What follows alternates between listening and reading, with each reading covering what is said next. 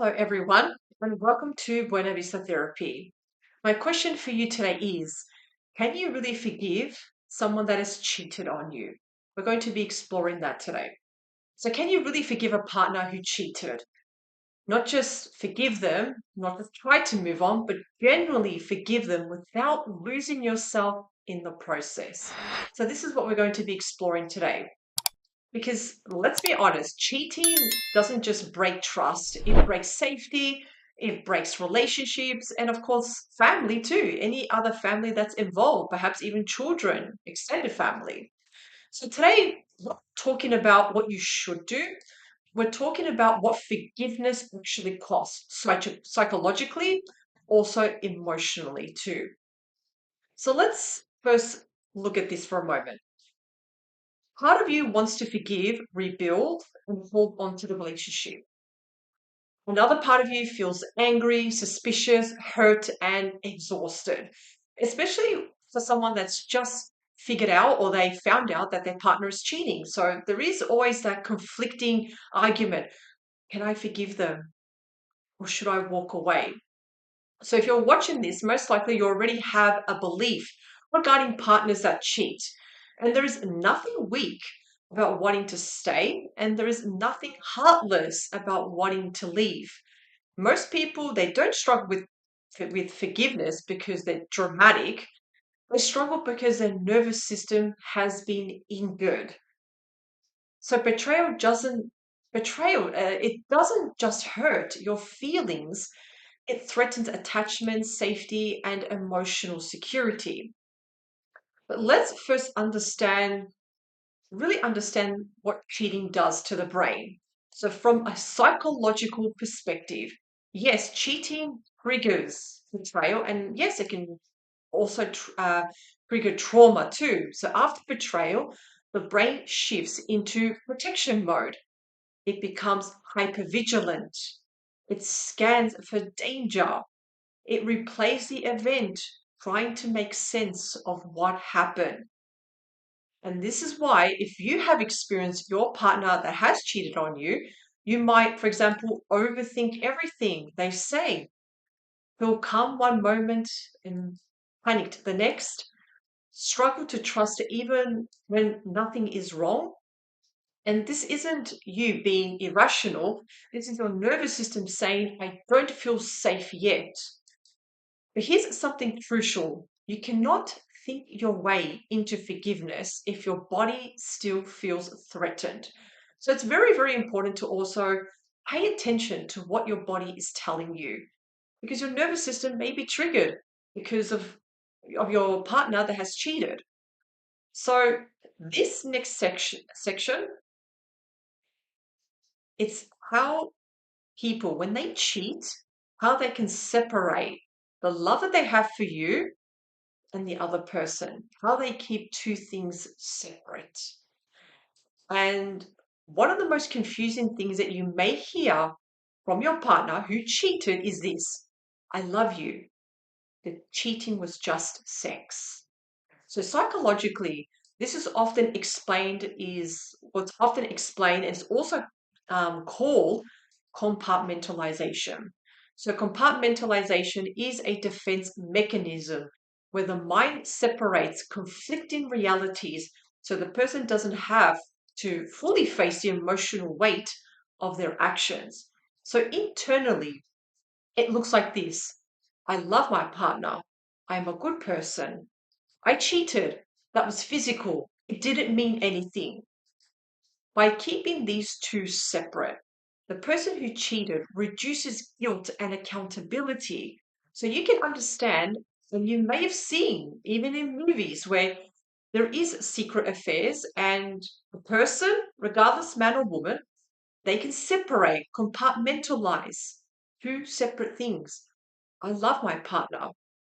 That was just sex. It was physical. It didn't mean anything. So what's happening there? They're separating two things, avoiding guilt, but also accountability. So while they're separating it, it's also very, very devastating to hear. So imagine you hearing that it was just sex, it was physical. It's still devastating for anybody to hear that. And when compartmentalization stays intact, healing stalls because real repair requires integration, not separation. And that means being able to say, I love you and I chose to betray you. I didn't intend to hurt you and I caused real harm. I am responsible for my actions. Without accountability, forgiveness often becomes impossible. So if there is no accountability, forgiveness will seem absolutely impossible. If the person is also blaming you, constantly pointing the finger at you, it's your fault because I cheated. Forgiveness is absolutely impossible. And because you're being asked to heal from something the other person hasn't fully faced, and this is where, you know, many betrayed partners get stuck. They start trying to understand the logic. You know, they said it meant nothing. They said it had nothing to do with them. But your nervous system hears something very different. It meant nothing. Then how safe am I really? So when you even say that to yourself, it meant nothing. How does that make you feel? How does that really, really make you feel? Just hearing those words. So the real question behind forgiveness is to understand this. Can I forgive my partner? Or it should be more like, what am I being asked to tolerate in order to forgive them? So think about that. It's not really a question of, can I forgive them? It's more of, what am I being asked to tolerate in order to forgive them? Because sometimes forgiveness quietly can turn into chronic anxiety, suppressed anger, walking on eggshells, slowly disappearing inside the relationship. And that's not healing. That's more like self-abandonment.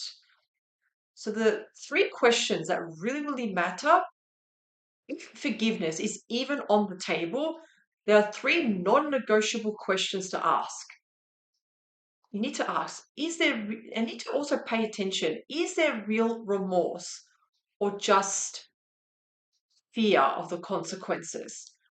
So remorse needs to sound like this. I understand how deeply I hurt you. There should be no defensiveness, no rushing of your healing. Fear, however, sounds like this. I said, I'm sorry. Why can't you move on?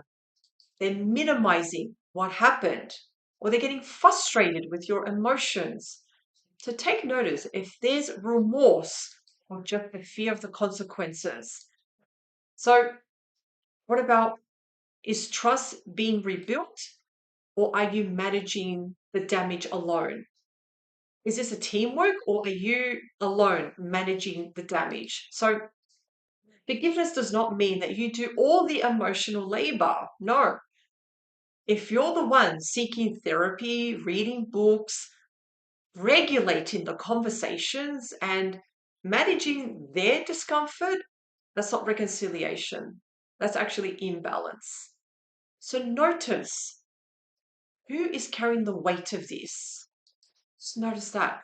And are you forgiving them or betraying yourself just to keep the relationship? So you've got to ask yourself honestly, am I allowed to be angry here?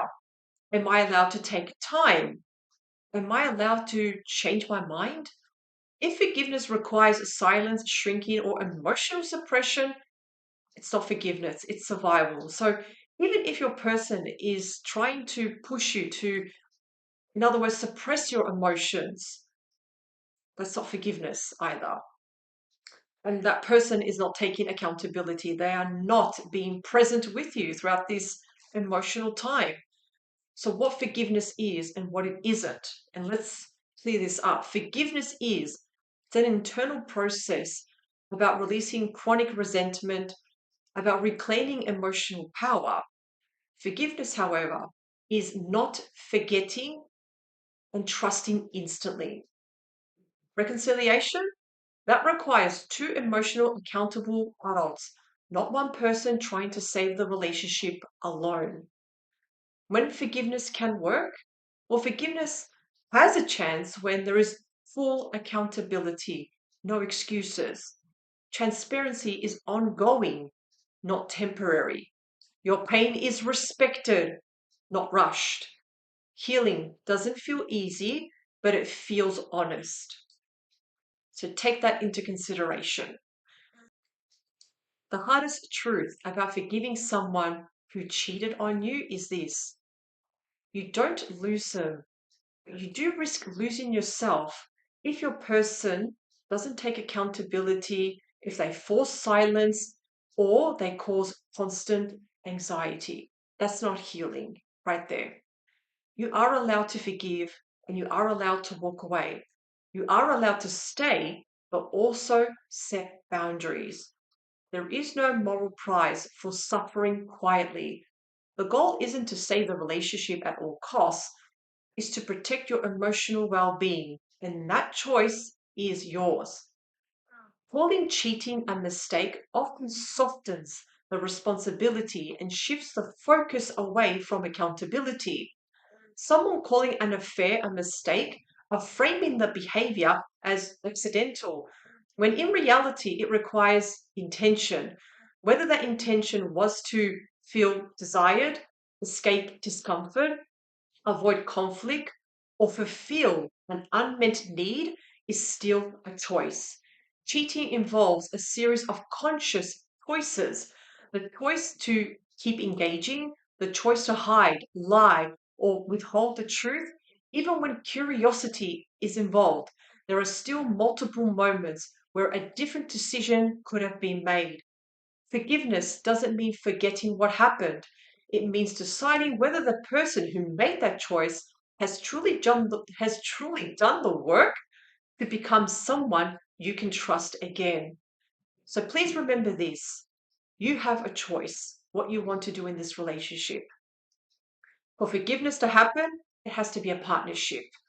Your person has to take full accountability and responsibility and not diminish their actions. Cheating is a choice. It's never a mistake. Once they engage, once they have made that choice, there's no turning back. And once that choice is made, they also must face the consequences of their actions. Thank you so much for joining me. I wish you a beautiful day. Thank you once more. Don't forget to like, share, and subscribe for all the latest videos and updates. Have a wonderful day. And of course, I'll see you next time. Bye for now.